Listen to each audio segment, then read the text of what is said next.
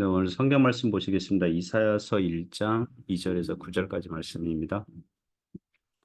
하늘이여 들으라, 땅이여 귀를 기울이라. 여호와께서 말씀하시기를 내가 자식을 양육하였거늘 그들이 나를 거역하였도다. 소는 그 임자를 알고 나귀는 주인의 구유를 알건만은 이스라엘은 알지 못하고 나의 백성은 깨닫지 못하는도다 하셨도다. 슬프다 범죄한 나라요 허물진 백성이요 행악이 종자요 행위가 부패한 자식이로다. 그들이 여호와를 버리며 이스라엘의 거룩하신 이를 만홀히 여겨 멀리하고 물러갔도다. 너희가 어찌하여 매를 더 맞으려고 패역을 거듭하느냐. 온 머리는 병들었고 온 마음은 피곤하였으며 발바닥에서 머리까지 성한 곳이 없이 상한 것과 터진 것과 새로 맞은 흔적뿐이거늘 그것을 짜며 싸매며 기름으로 부드럽게 함을 받지 못하였도다. 너희의 땅은 황폐하였고 너희의 성읍들은 불에 탔고 너희의 토지는 너희 목전에서 이방인에게 삼켜졌으며 이방인에게 파괴됨 같이 황폐하였고 딸 시오는 포도원의 망대같이 참외밭의 원두막같이 에워싸인 성읍같이 겨우 남았도다. 만군의 여호와께서 우리를 위하여 생존자를 조금 남겨두지 아니하셨다면 우리가 소돔 같고 고모라 같았으리로다. 아멘. 네, 오늘 슬프다 범죄한 나라요. 슬프다 범죄한 나라요. 이런 제목으로 하나님의 말씀 증거하겠습니다. 그 선지서를 보면 보통 1장에 초반에 선지자로서 소명받는 사건이 나오거든요. 예레미야서는 1장에 나오고요. 에스겔도 초반에 2장에 나와요. 그러나 이사야 선지서에는 6장에 가서 나올 겁니다. 그래서 이사야서는 왜 1장이 아니라 6장에 가서야 선지자를 부르는 사건이 나옵니까? 라고 질문한다면 구약교회 이스라엘 백성이 그 죄악이 너무 중하고 급하니 1장부터 5장까지 일단 야단치는 게 필요했던 거죠. 이 책망이 필요한 거죠. 그렇게 이사야서의 시작은 매우 우울하고 슬프게 시작합니다. 몇 가지 교훈으로 은혜를 나누고자 합니다. 먼저 첫 번째는 사람은 마치 자녀가 부모를 알듯 하나님을 마땅히 알아야 한다는 것입니다. 자녀가 부모를 알아주듯 사람은 하나님을 마땅히 알아야 한다는 것입니다. 2절부터 4절에서 교훈합니다. 2절 보면 하늘이여 들으라 땅이여 귀를 기울이라고 시작합니다. 저 옛날 모세도 신명기 31장에서 광야 이스라엘 백성들에게 이와 같이 말한 적이 있습니다. 이사야 선지자는 모세의 흉내내는 것 같습니다. 선지자는 왜 듣지도 못하는 비인격체인 하늘과 땅, 이 피조물에게 들으라, 귀를 기울이라고 합니까? 지금 마땅히 말씀을 들어야 할 구약교회가 안 들으니까 그런 것입니다. 여호와께서 말씀하시기를 내가 자식을 양육하였거늘 그들이 나를 거역하였도다. 하나님께서 마치 부모처럼 부모가 자식을 대하는 것처럼 구약교회를 양육했는데 그들은 마치 자식이라면 부모를 사랑해야 함에도 불구하고 하나님을 거역했다는 것입니다.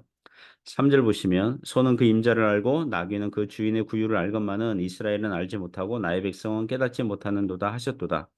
소는 그 임자를 압니다. 자기에게 먹이를 주는 주인을 알아봅니다. 나귀도 주인이 공급하는 구유를 압니다. 짐승들도 자기 주인 알아보는데 구약교회 이스라엘은 주인 대신 주님 대신 하나님을 몰라 본다는 것입니다. 이것은 구약교회가 성경 말씀을 들어본 적이 없어서가 아니죠. 성경을 배우지 않아서가 아니죠. 지식의 부족 때문이 아니죠. 성경 말씀을 배우고도 듣고도 선지자들로부터 말씀을 듣고도 율법 학자들로부터 배우고도 불순종했고 따르지 않았기 때문입니다. 그래서 4절 보시면 슬프다 범죄한 나라요 허물진 백성이요 행악의 종자요 행위가 부패한 자식이로다 이렇게 얘기합니다. 범죄한 나라요. 한 개인이나 소수 몇 사람만 불순종하는 게 아니라 나라가 통째로 백성들이 통째로 죄악을 행하고 있습니다. 대부분이 악을 행하고 있습니다. 부모를 거역하는 자식처럼 되었다는 것입니다. 그래서 2절부터 4절 내용을 그 네 글자 한자로 표현하면 배은망덕이죠. 배은망덕. 4절 후반절 보시면 그들이 여호와를 버리며 이스라엘의 거룩하신 이를 만홀히 여겨 멀리하고 물러갔도다. 만홀히 업신여기다 이런 뜻이죠. 업신여기다. 이스라엘의 거룩하신 이라는 표현이 이사야서에서 수십 번 나올 예정입니다. 구약교회가 하나님을 만홀히 여겼다. 업신여겼다. 구약교회가 어떤 방식으로 하나님을 만홀히 여겼는지는 앞으로 차차 자세하게 그리고 자주 나올 예정입니다. 여기에서 우리는 이런 교훈을 배웁니다. 하나님께서 구약교회 이스라엘을 마치 부모가 자식을 대하듯 대하셨고 부모가 자식에게 좋은 것을 주시듯 주셨다는 거예요. 그런 은혜를 받았음에도 불구하고 구약교회는 하나님을 버리고 업신여기고 불순종하였으니 마치 자녀에게 배신당한 부모의 심정처럼 괴로워하고 슬퍼하셨다는 것입니다. 신약교회 우리는 어떻습니까? 하나님께서 자기 아들 예수님을 죽음에 내어주시고 우리를 자녀 삼아 주셨습니다. 만일 우리가 범죄하면 우리가 하나님의 말씀을 불순종하면 하나님의 심정이 이러하다는 것입니다.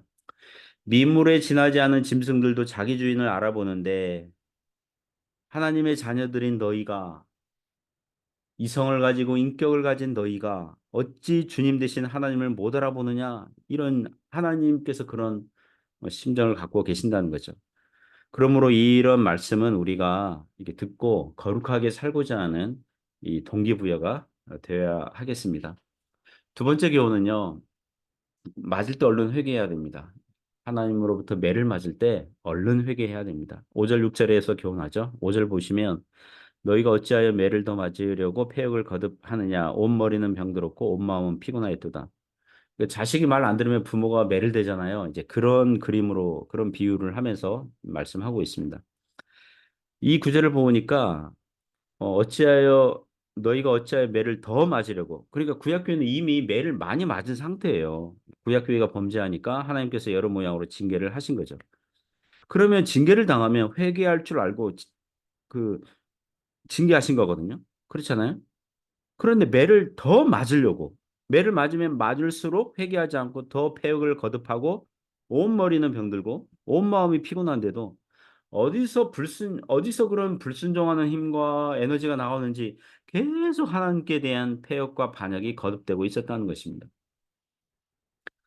어렸을 때 흔히 보던 광경이 있었습니다. 자녀들이 부모에게 혼날 때에 잘못했다고 막 싹싹 빌고 반성하는 표시를 하면 그 자녀는 덜 맞아요. 예, 덜 맞습니다. 그런데 자기가 잘못한 거 없다고 부모에게 대들고 그러면 그 자식은 더 맞습니다. 학교에서도 옛날에는 선생님들이 많이 때렸습니다. 학생들 많이 때렸습니다.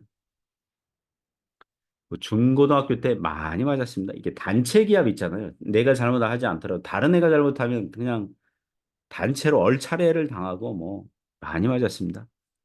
고등학교 때 학교 주임 선생님은 이 당구장 큐대를 가지고 다녔거든요. 당구장 큐대요. 수업할 때 칠판을 가리키는 용도로도 사용했지만 수업 시간에 말 안 듣는 학생들 나오라 그래서 때릴 때도 사용했거든요. 제가 다 자라서 당구장에 가서 당구 큐대를 보면 그 옛날 주임 선생님이 생각이 날 정도입니다. 어쨌든 그 당시 애들이 선생님에게 매를 맞을 때 뭐랄까요? 그 꾀돌이 요령 피우는 애들이 있어요. 한 대 맞잖아요. 그럼 막 이게 죽을 듯 막 너무 아파서 막 주저앉고 막 선생님 잘못했습니다 막 이러고 야 다시 일어나 막 이렇게 하더라도 그런 학생은 덜 맞았습니다. 네, 조금만 맞았습니다.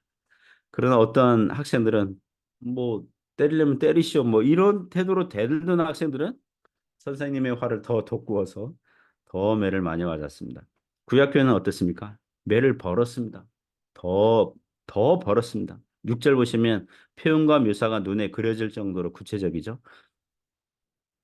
발바닥에서 머리까지 성한 곳이 없이 상한 것과 터진 것과 새로 맞은 흔적뿐이거늘 그것을 짜며 싸매며 기름으로 부드럽게 함을 받지 못하였도다.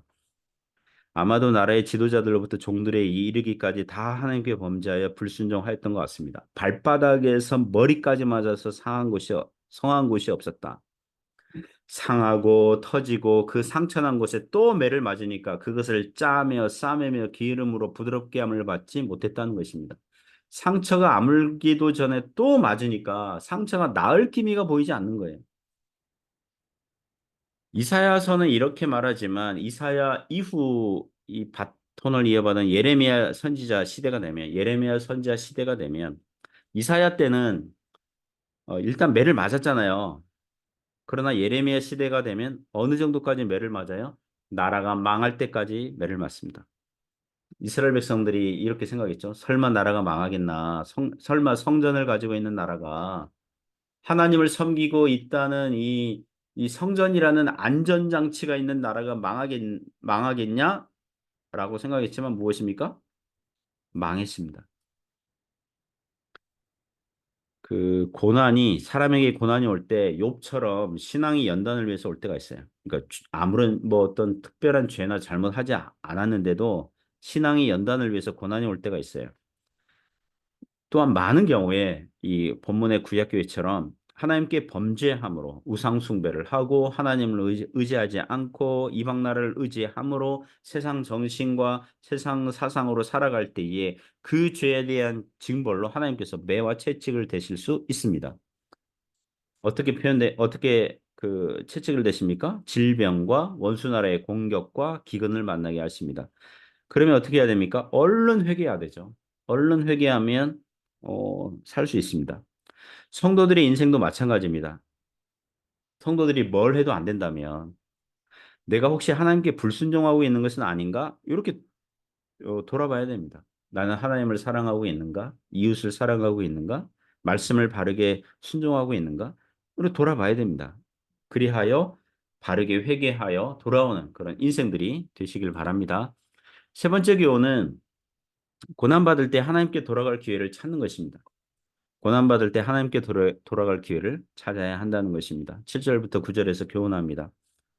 7절에서 9절 내용은 구약교회 이스라엘 나라에 이방 나라가 침략을 했고 도시와 마을과 들판이 쑥대밭이 된 것을 묘사하고 있습니다.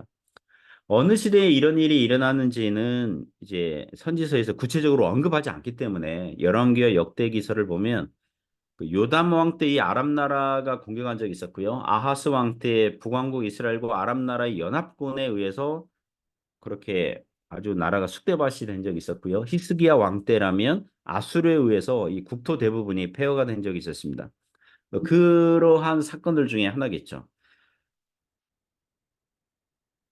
그 7절 8절 보시면 너희의 땅은 황폐하였고 너희의 성읍들은 불에 탔고 너희의 토지는 너희 목전에서 이방인에게 삼켜졌으며 이방인에게 파괴됨 같이 황폐하였고 딸 시온은 포도원의 망대같이 참외밭의 원도막같이 에워싸인 성읍같이 겨우 남았도다. 남왕국 그 유다 나라는 이전에 다윗 왕과 솔로몬 시대에 요새로 건축한 도시들이 좀 있었거든요.